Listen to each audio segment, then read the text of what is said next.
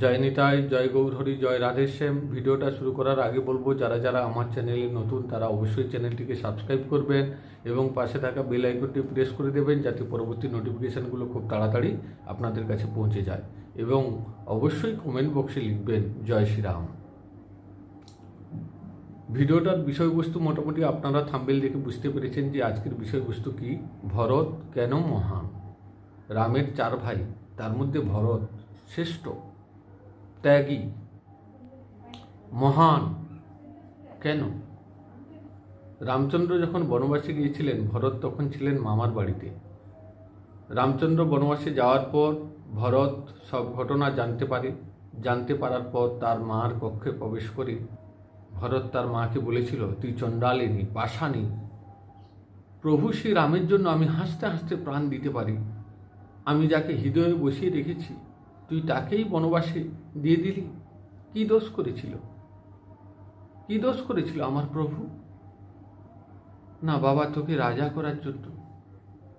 আরে পাষাণী, তোকে কোনোদিন মা বলে ডাকবো না। আমি রাজা হয়ে যে সুখ অনুভব না করব, আমার প্রভু যদি সিংহাসন আলো করে বসত, তার থেকে কয়েক হাজার গুণ বেশি আনন্দ আমার হতো। তখন কৈকেয়ী তার পুত্র ভরতকে বলেছিল যে তোকে রাজা করার জন্য আমি এত সব করলাম, আর তুই আমাকে এরকম বলছিস। আর ওদিকে তোর ভ্রাতা রাম, যাকে আমি বনবাসে দিয়েছিলাম, বনবাসে যাওয়ার আগে 3 মায়ের মধ্যে সে আমাকে আগে প্রণাম করেছিল। মা, তুমি আমার ভাগ্য খুলে দিয়েছ। এই 14 বছর আমি মুনি ঋষিদের সঙ্গ করব, সাধু সঙ্গ করব। দেখুন, ভগবান হয়েও সাধু সঙ্গের জন্য কিভাবে ভিখারির মতো রাজপ্রাসাদ ছেড়ে বেরিয়ে চলে গেলেন, এবং সেটা হাসি মুখে তিনি মেনে নিচ্ছেন। এই হলেন রাম, এই না হলে ভগবান। কৈকেয়ী আরও বলল ভরতকে যে যাকে বনবাসে দিয়েছি সে আমাকে প্রথম প্রণাম করে বলল, মা, আর তোর জন্যই আমি সব কিছু করলাম। তুই আমাকে মা বলে তো ডাকলি না, উল্টে আমাকে গালমন্দ করছিস। এর চাইতে আমার রামই ভালো। তখন ভরত আড়াল থেকে মনে মনে বলেছিল, মা, আমি চাই রামের প্রতি তোমার ভক্তি হোক, রামের প্রতি তোমার করুণা হোক, রামকে ভালোবাসো। আমি তো এটাই চাই। জগতে তুমি কেন কলঙ্ক বহন করবে? রামকে ভালোবাসো, সব কলঙ্ক মুছে যাবে। তারপর ভরত রামচন্দ্রকে আনার জন্য বেরিয়ে পড়লেন। রথ, সৈন্য, সামন্ত 3 মাকে নিয়ে, কৌশল্যা, কৈকেয়ী আর সুমিত্রা। পথে যাওয়ার সময় রথ থেকে তিনি নেমে পড়লেন। তিনি পাদুকা ত্যাগ করে খালি পায়ে রামচন্দ্র যেভাবে গিয়েছিলেন সেইভাবে তিনি যাচ্ছেন। কি কারণে? এই অনুভব করার জন্য যে আমার প্রভু খালি পায়ে এই পথ দিয়ে গিয়েছে, জানি না তার কতটা ব্যথা লেগেছে। দেখি সেই ব্যথার পরিমাণটা কতটা। এই অনুভব করার জন্য ভরত খালি পায়ে হেঁটে হেঁটে যাচ্ছেন রামচন্দ্রকে আনার জন্য। যখন পায়ে অনেক কাঁটা ফুটল, তখন ভরত রোদন করছেন। রোদন করে করে সুমন্তকে বলছেন, সুমন্ত, সারথি আর কি, সুমন্ত, যে আমার প্রভু, আমার ভ্রাতা, তার চরণে এই যন্ত্রণা হয়েছিল, এই কষ্ট হয়েছিল, এই এতগুলো কাঁটা আমার পায়ে বিদীর্ণ করল। আমার প্রভুর পায়েও এইভাবে বিদীর্ণ করেছিল। আমার প্রভু না জানি কত কষ্ট পেয়েছে। তখন সুমন্ত বলেছিল, তোমারও তো কষ্ট হচ্ছে, বলে এই কষ্টের থেকেও আমার অনেক অনেক গুণ বেশি কষ্ট হচ্ছে। আমার প্রভুর পায়ে কাঁটা বিঁধেছে। যে প্রভু চরণ কমল পাওয়ার জন্য মুনি ঋষি দেবতারাও স্তব করতে থাকে তার চরণ পাওয়ার জন্য। সেই কমল চরণ ক্ষীরোদ সাগরে লক্ষ্মী সর্বদা সেবা করেন। সেই কমল চরণ আজ কাঁটায় বিদীর্ণ আমার মায়ের কারণে। তখন সুমন্ত বলেছিল, রামচন্দ্র তো তোমার মাকে দোষী ভাবেন না, তিনি ভাবেন নিজের মা,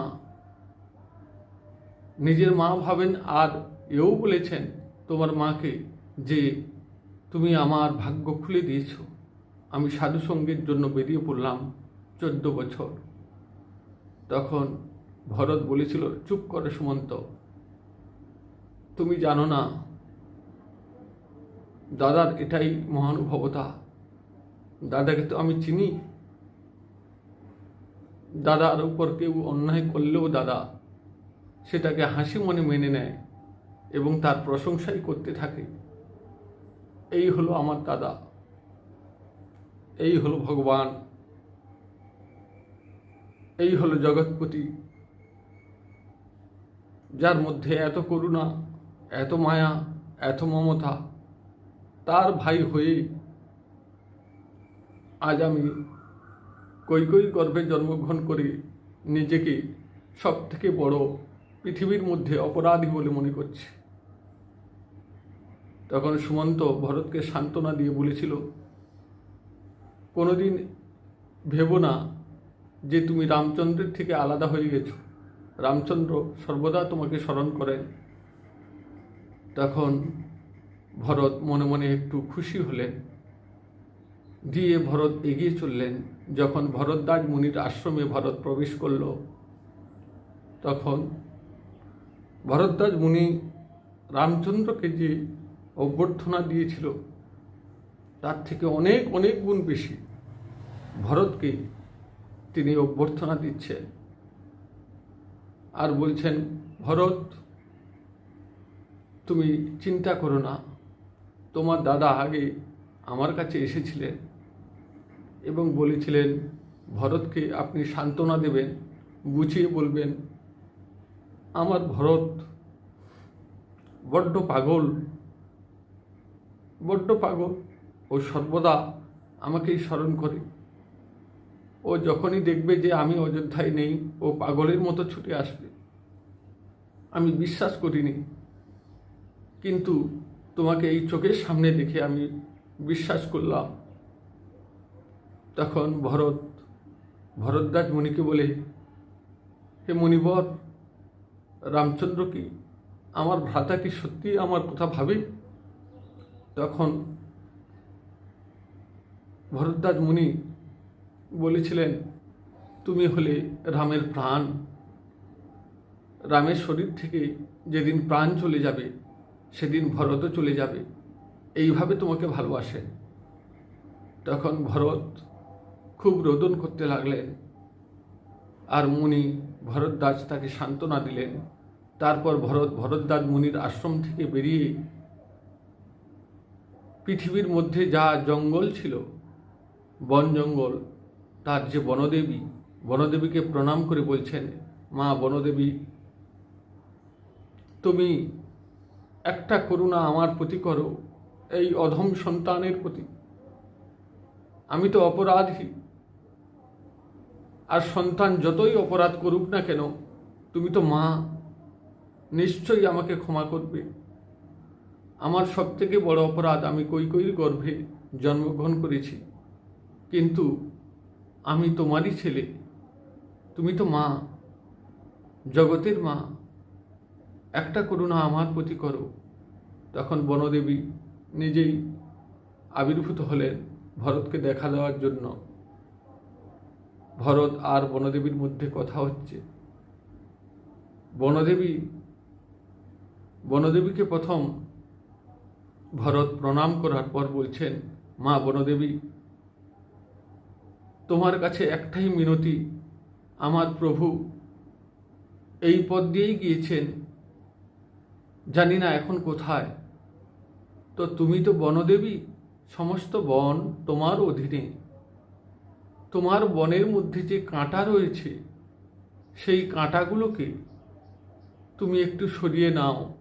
কোন জায়গা থেকে সরিয়ে নেবে?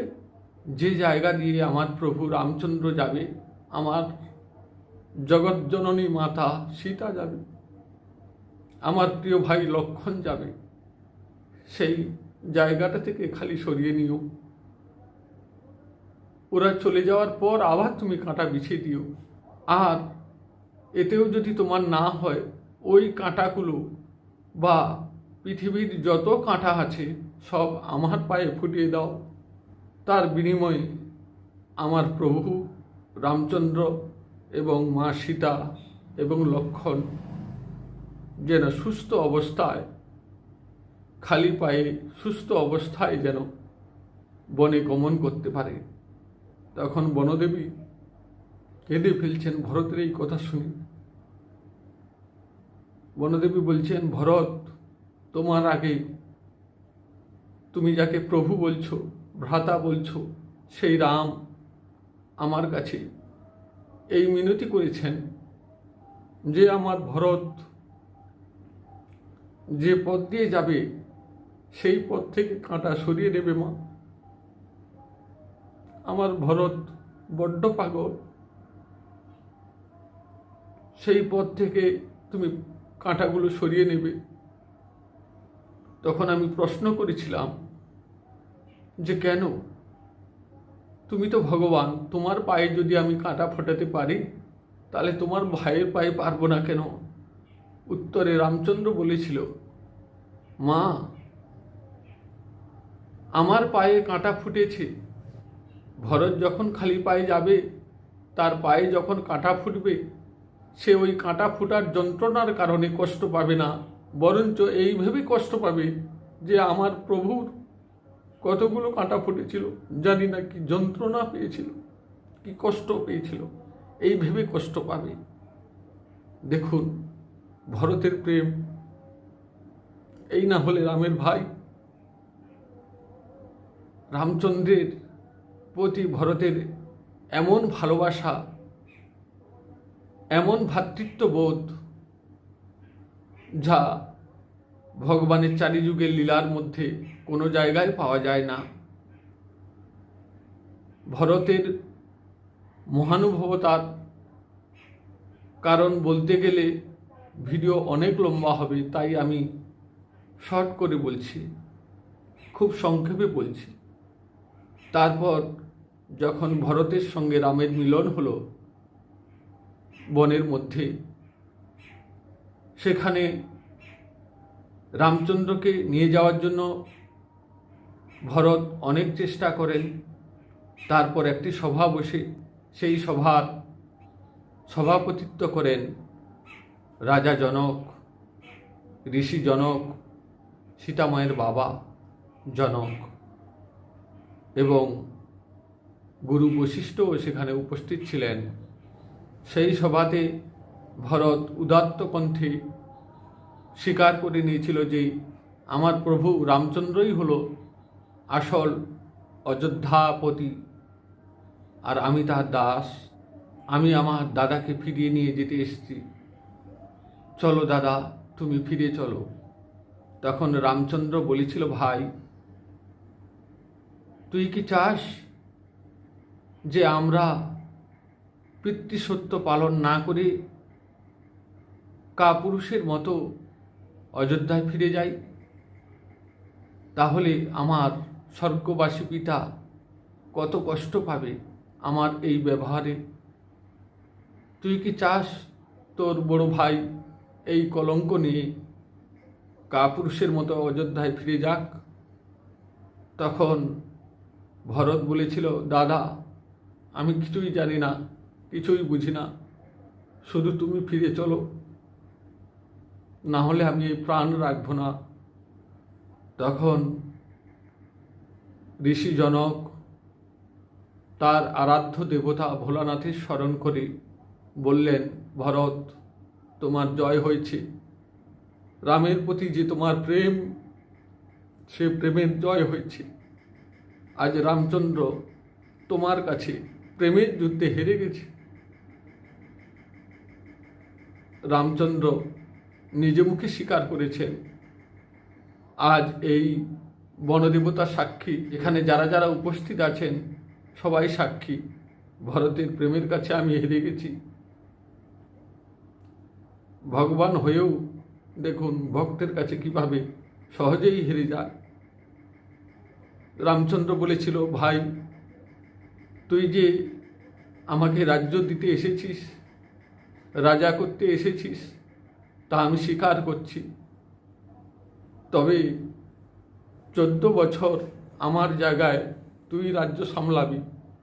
14 বছর পর আমি ফিরে আমার রাজ্য আবার ফিরিয়ে নেব। তখন ভরত বলেছিল, দাদা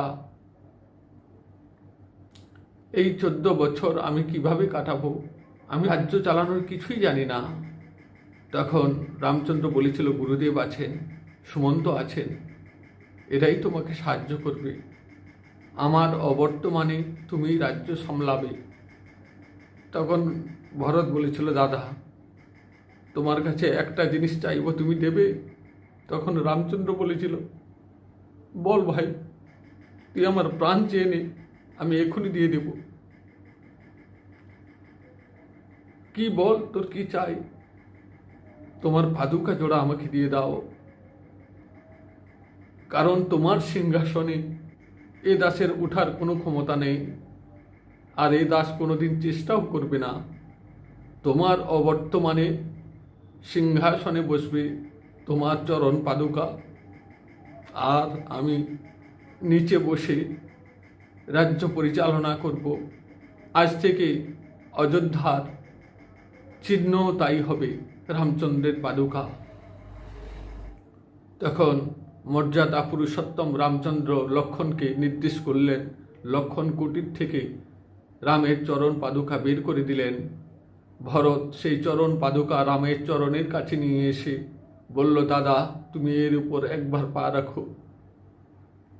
এরপর রামচন্দ্র সেই চরণ পাদুকার উপর পা রাখার পর সেই চরণ পাদুকা মাথায় নিয়ে তিনি অযোধ্যায় ফিরে এলেন।